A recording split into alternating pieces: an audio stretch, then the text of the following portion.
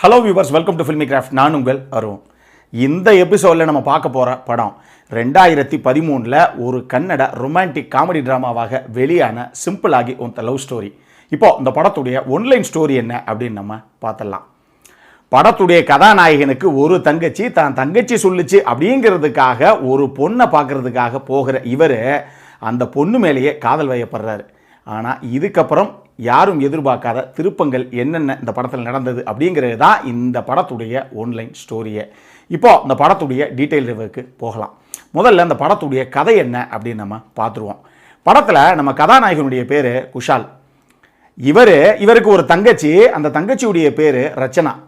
அந்த ரச்சனா ஆர்ஜேயாக வேலை பார்க்கக்கூடிய ஒரு நபர், ரொம்ப நல்ல பொண்ணு.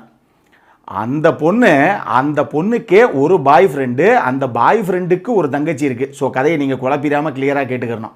இப்போ இந்த ரச்சனா பொண்ணு தன்னுடைய அண்ணங்கிட்ட ஒரு விஷயம் சொல்லுது. இங்கே பாரு, நானும் என் பாய் ஃப்ரெண்டை லவ் பண்ணுறோம், கல்யாணம் பண்ணிக்கலாம் அப்படின்னு பார்த்தேன்னா நீ இன்னும் கல்யாணம் பண்ணாமல் இருக்க. அதுதான் பிரச்சனை. நான் என்ன சொல்கிறேன், என்னுடைய பாய் ஃப்ரெண்டுக்கு ஒரு சகோதரி ஒருத்தி இருக்கா, நீ அவளை போய் பாரு. அந்த பொண்ணு டாக்டராக வேறு இருக்கா, உனக்கு பிடிக்கிறதுக்கான வாய்ப்பு இருக்குது. உங்கள் ரெண்டு மனசும் ஒன்றுக்கு ஒன்று ஒத்து போயிருச்சு அப்படின்னா முதல்ல உன் கல்யாணத்துக்கு இந்த வீட்டில் ஏற்பாடு பண்ணிடுவாங்க. உன் ரூட்டு கிளியர் ஆயிடுச்சு அப்படின்னாலே அடுத்து ஏன் ரூட்டு கிளியர் ஆயிரும். தயவு செஞ்சு அந்த பொண்ணை போய் பாடுறா அப்படின்னு அண்ணங்கிட்ட சொல்கிறா அந்த ரச்சனா. அப்போ நம்ம கதாநாயகன் சொல்கிறாரு, ஏமா ஒரு மனசாச்சு இல்லையா, நீ லவ் மேரேஜ் பண்ணணுங்கிறதுக்கு கடைசியில் நான் தானே கிடைச்சேன் உனக்கு பலியாடா அப்படின்னு கேட்டா. டே, எனக்காக பண்ணுறா, சின்ன வயசுலேருந்து எனக்காக எவ்வளவோ பண்ணியிருக்கேன் சாக்ரிஃபைஸ் எல்லாம், இந்த ஒரே ஒரு விஷயம் எனக்காக ஹெல்ப் பண்ணேன் அப்படின்னு சொன்னால் சரிம்மா நான் போகிறேன் அப்படின்னு சொல்லிட்டு இவர் போகிறார்.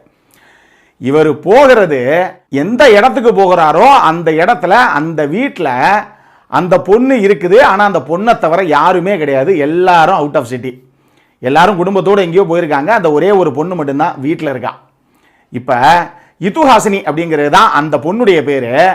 ஆனால் அந்த பொண்ணு ஒரு டாக்டராக இருக்கக்கூடிய ஒரு நபர், தங்கச்சி சொன்ன மாதிரியே அந்த பொண்ணை பார்க்கறதுக்காக தான் நம்ம கதாநாயகன் அங்கேயும் போயிருக்காரு.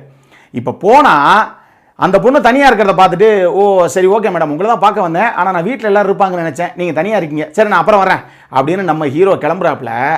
அப்போ அந்த பொண்ணு சொல்லுது, இல்லை என்ன தானே பார்க்க வந்தீங்க, அப்போ உட்காந்து பேச வேண்டியதானே, அதை விட்டுவிட்டு வீட்டில் யாரும் இல்லை நான் அப்புறமேட்டு வர்றேன்னா என்ன அர்த்தம், உட்காருங்க சும்மா பேசுவோம் அப்படின்னு சொல்லிட்டு கடைசியில் நம்ம கதாநாயகன் கிட்ட ஒரு விஷயம், முதல்ல நம்ம பேச ஆரம்பிக்கிறதுக்கு முன்னாடி ஏதாவது ஒரு டீ காஃபி சாப்பிட்டு அதுக்கப்புறம் பேச ஆரம்பிப்போம், உங்களுக்கு டீ பிடிக்குமா காஃபி பிடிக்குமா அப்படின்னு கேட்டால் ஏதோ ஒன்று போடுங்க நீங்கள் அப்படிங்கிறார் இவர். ரைட்டு, அதைத்தான் நானும் சொல்ல வந்தேன்.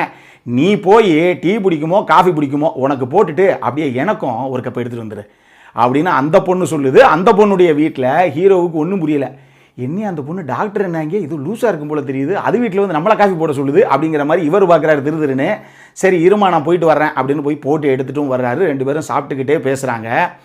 அந்த தருணத்தில் ஒருத்தர் ஆரம்பத்திலே லைட்டாக பிடிச்சி போயிட்டா கூட, சரி நீ இதுக்கு முன்னாடி ஏதாவது லவ் பண்ணியிருக்கியா, உனக்கு ஏதாவது லவ் ஸ்டோரிஸ் எல்லாம் இருக்கா அப்படின்னு நம்ம கதாநாயகன் கிட்ட அந்த பொண்ணு கேட்க, இவர் ஆமாம்மா எனக்கு இருக்குது அந்த மாதிரி கலைகள்லாம் அப்படின்னு சொல்லி இவர் தன்னுடைய பழைய வாழ்க்கை, தன் கடந்து வந்த காதல்கள் எல்லாத்தையும் இவர் அந்த பொண்ணுக்கிட்ட சொல்ல, அந்த பொண்ணு இவர்கிட்ட அது கடந்து வந்த சில பாதைகளை சொல்ல, ஒருத்தருக்கு ஒருத்தர் ஒரு கட்டத்தில் பிடிச்சு போயிடுது.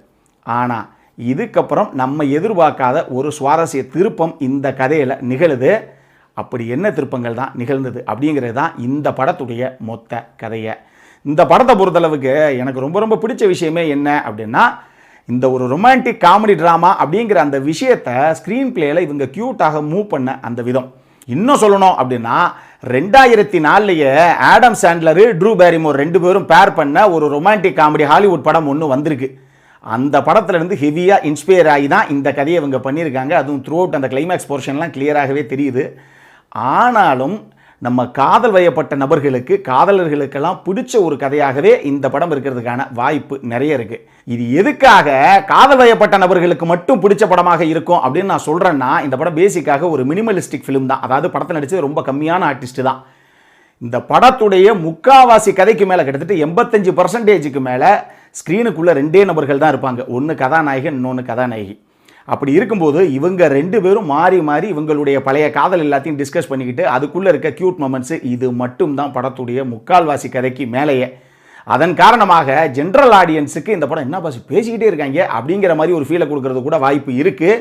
அதனால் இங்கே கிளியராகவே நான் அந்த விஷயத்தை சொல்லிடுறேன். ரெண்டாவது, இந்த படத்தை பொறுத்தளவுக்கு நான் சொன்ன அந்த 2 நபர்கள் அவங்களுடைய பர்ஃபார்மன்ஸ் நீங்கள் சொல்லியே ஆகணும். ஒன்று ரக்ஷித் ஷெட்டி, இன்னொன்று ஸ்வேதா ஸ்ரீவத்சவ். 2 பேரும் சூப்பராக பர்ஃபார்ம் பண்ணியிருந்தாங்க அந்த கதாபாத்திரத்தை. இவங்களுக்குள்ளே இருக்க சில க்யூட்டான மொமெண்ட்ஸ் ஒன்று இருக்குது. சில இடங்களில் கெமிஸ்ட்ரி ரொம்ப சூப்பராக ஒர்க் அவுட் ஆகிருக்கும் 2 பேருக்கு நடுவில்.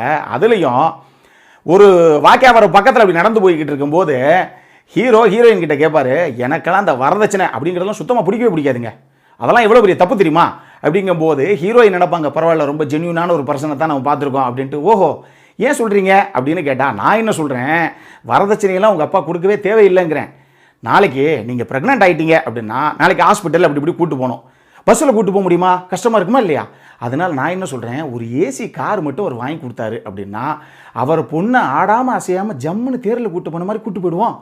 எல்லாம் உங்களுக்காகத்தானே நம்ம பண்ணுறது. அதே மாதிரி வேலை இன்றைக்கி இருக்கும் நாளைக்கு இருக்காது. உலகத்தில் ஃபினான்ஷியல் பிரச்சனை அந்தளவுக்கு போய்கிட்டு இருக்கு. உங்கள் அப்பா மட்டும் 60க்கு 40 ஒரு லேண்டு வாங்கி கொடுத்தாருன்னா, எது 1 கிரவுண்ட் லேண்டு, அதை சிம்பிளாக சொல்லுவாப்புல நம்மளால். 60க்கு 40 ஒரு லேண்டு மட்டும் வாங்கி கொடுத்தாப்புல அப்படின்னா நாளைக்கு ஏதோ ஒரு காசு கஷ்டம் அப்படின்னா டக்குன்னு லேண்டை விற்றமா, பொண்டாட்டியை கண்கலங்காமல் காப்பாற்றணுமா அப்படின்னு நம்ம இருக்கலாம் பாருங்கள். இந்த வரதட்சணைங்கிற பேச்சே நமக்கு பிடிக்காது. இருந்தாலும் இந்த விஷயங்கள்லாம் இருந்தால் நல்லா இருக்கும் பாருங்க, அதனால உங்களுக்கு சொல்கிறேன் அப்படின்னு சொல்கிற ஒரு சீன் ஒன்று இருக்குது. அதுக்கு ஸ்வேதாவுடைய ரியாக்ஷன் ஒன்று இருக்குது அந்த சீனில். ரொம்ப க்யூட்டாக இந்த மாதிரி சில இடங்கள் இந்த படத்தில் 2 பேரும் பர்ஃபார்மன்ஸில் ஒர்க் அவுட் பண்ணியிருப்பாங்க அப்படின்னு சொல்லலாம். நல்ல பர்ஃபார்மன்ஸ் 2 பேர்கிட்டையுமே இருந்து.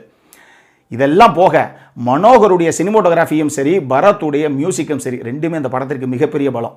எப்பயுமே நம்ம சொல்கிறது உண்டு, ஒரு ரொமான்டிக் ட்ராமா அப்படின்னு எடுத்துக்கிட்டிங்கன்னா ஹீரோயினுடைய பர்ஃபார்மன்ஸ் 50% அப்படின்னா இந்த படத்தை எந்த அளவுக்கு கலர்ஃபுல்லாக அந்த மெமரிஸை கண்ணு முன்னாடி கொண்டு வர்றாங்க அப்படிங்கிற அந்த சினிமோட்டோகிராஃபி ஆகட்டும், அதுக்கு அந்த அளவுக்கு உயிரோட்டமான ஒரு விஷயம் ஆகட்டும், இந்த 2 விஷயங்களும் தான் ஒரு ரொமான்டிக் ட்ராமாஸை தாங்கியே பிடிக்க முடியும். இன்னொரு 50%.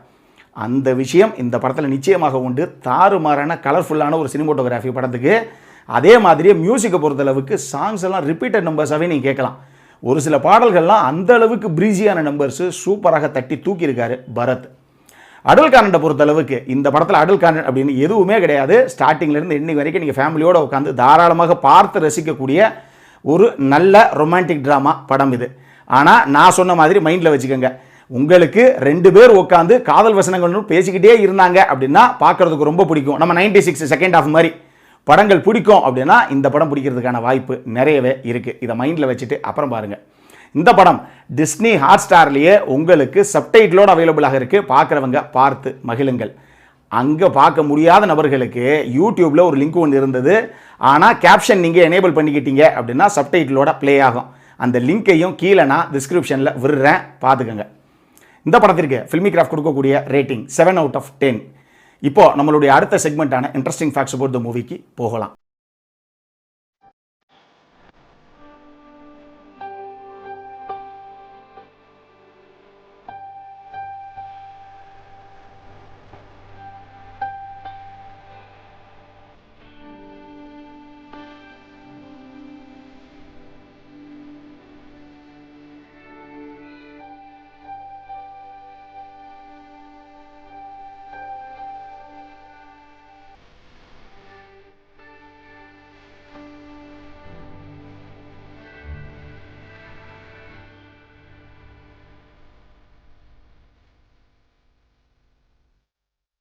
இந்த வீடியோ பிடிச்சிருந்ததுன்னா லைக் பண்ணுங்கள், ரொம்ப பிடிச்சிருந்ததுன்னா உங்கள் ஃப்ரெண்ட்ஸ் எல்லாத்துக்கும் ஷேர் பண்ணுங்கள். உங்களுடைய கருத்துக்கள் ஏதாவது இருந்தது அப்படின்னா கீழே இருக்க கமெண்ட் செக்ஷனில் எங்களுக்கு தெரிவிங்க. வீடியோவை க்ளோஸ் பண்ணுறதுக்கு முன்னாடி சப்ஸ்கிரைப் பண்ணுங்கள். சப்ஸ்கிரைப் பண்ணும்போது பக்கத்தில் இருக்க நோட்டிஃபிகேஷன் பெல் ஐக்கானையும் கிளிக் பண்ணுங்கள். அப்போ தான் எங்களுடைய வீடியோஸ் எல்லாம் உங்களை ஆன் டைம் வந்து சேரும்.